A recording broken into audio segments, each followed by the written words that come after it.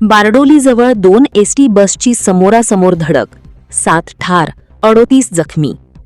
गुजरातमधील सुरतजवळ बारडोली उवा महामार्गावर आज सोमवारी दुपारी महाराष्ट्र राज्य मार्ग परिवहन महामंडळाच्या 2 एसटी बसची आणि ट्रॅक्टरची भीषण धडक झाल्याने भीषण अपघात घडला. या भीषण अपघातात 7 जणांचा मृत्यू झाला असून 38 प्रवासी गंभीर जखमी झाले आहेत.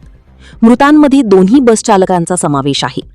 या दुर्घटनेमुळे महाराष्ट्रासह गुजरातमध्ये शोककळा पसरली आहे. धुळे आगाराची सुरत धुळे बस बारडोली महामार्गावरून धुळ्याकडे येत होती.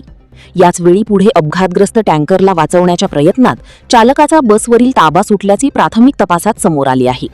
भरधाव बसने दुभाजक ओलांडत विरुद्ध दिशेच्या मार्गावर प्रवेश केला आणि समोरून येणाऱ्या जामनेर आगाराच्या जामनेर सुरत बसला जोरदार धडक दिली. त्या ट्रॅक्टर देखील सापडल्याने तिहेरी अपघात झाल्याचे सांगितले जात आहे. या अपघातात धडक इतकी भीषण होती की जामनेर आगाराच्या सीएनजी बसने क्षणार्धात पेट घेतला. काही क्षणातच आगीने विकराळ रूप धारण केल्याने अनेक प्रवासी बसमध्ये अडकून पडले. या दुर्घटनेत धुळे आगाराचे चालक व्ही.एम. पाटील आणि जामनेर आगाराचे चालक घनश्याम राघव बरकले यांच्यासह एकूण 7 जणांचा होरपळून मृत्यू झाला. अपघातात धुळे आगाराचे वाहक एच. पवार, जामनेर आगाराचे वाहक सोपान क्षीरसागर यांच्यासह 38 प्रवासी गंभीर जखमी झाले आहेत. स्थानिक नागरिक, बारडोली अग्निशमन दल आणि पोलिसांनी तातडीने घटनास्थळी धाव घेत बचावकार्य सुरू केले. आगीवर नियंत्रण मिळवल्यानंतर जखमींना विविध रुग्णालयात दाखल करण्यात आले.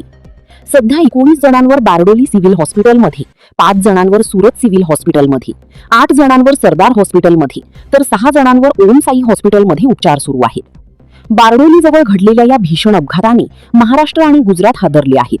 मृतांचा आकडा वाढण्याची भीती व्यक्त केली जात असून अपघाताचे नेमके कारण शोधण्यासाठी प्रशासनाने सखोल चौकशी सुरू केली आहे.